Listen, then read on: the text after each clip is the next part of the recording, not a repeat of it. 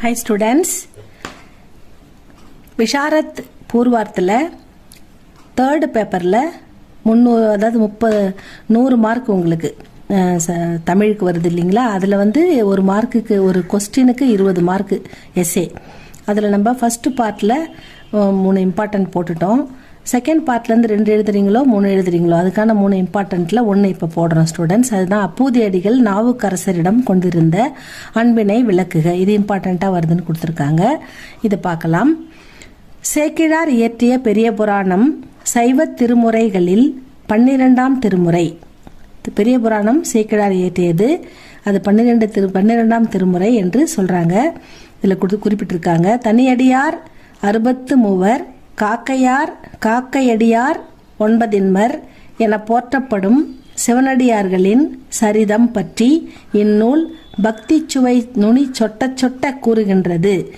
நாயனார் புராணத்தில் அப்பூதியார் நாவுக்கரசரிடம் வைத்திருந்த ஆழ்ந்த அன்பினையும் பக்தி பெருக்கையும் அடியவருக்கு ஆற்றும் பற்றற்ற தொண்டின் சிறப்பினையும் அழகுற விளக்குகின்றது. சைவத் தொண்டரான திருநாவுக்கரசரை அப்பூதியடிகள் நேரில் காண்பதற்கு முன்னரே அவருக்கு அன்பரானார். அவரை இப்போ நேரில் பார்க்கல, இருந்தாலும் அவருடைய சிவத்தொண்டை இவர் சிவத்தொண்டரான அவரிடம் அளவற்ற அன்பு வைத்து அவருக்கு அன்பரானார்.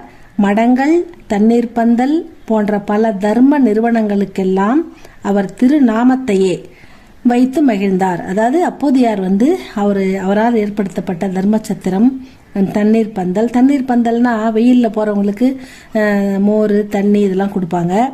நடந்து போகிறவங்களுக்கு அவங்களுக்கு தாகத்துக்கு. தர்மச்சத்திரம்னா மடங்கள்னா ஊருக்கு யாத்திரை போகிறவங்க, ஊர் பயணம் போகிறவங்க, காசு கொடுத்து ஹோட்டல்லலாம் தங்கறதுக்கு விடுதியில் போய் பணம் வசதி இல்லாதவங்க இந்த மாதிரி மடங்களில் தங்கி சௌகரியமாக படுத்து தூங்கி எழுந்து அப்புறம் அங்கே போடுற சாப்பாடெல்லாம் சாப்பிட்டுட்டு போவாங்க. அந்த மாதிரி வந்து பலருக்கு பல பெரிய உதவியாக இருக்கும் ஏழை எளிய மக்களுக்கு. அதுதான் மடங்கள், சத்திரங்கள், தர்ம சத்திரங்கள் இதெல்லாம் சொல்கிறாங்க. இதெல்லாம் வந்து அவர் நடத்துகிறாரு. யார்? அப்பூதியடிகளார். ஆனால் பேர் மட்டும் திருநாவுக்கரசருடைய பெயரை வைத்து மகிழ்ந்தார்.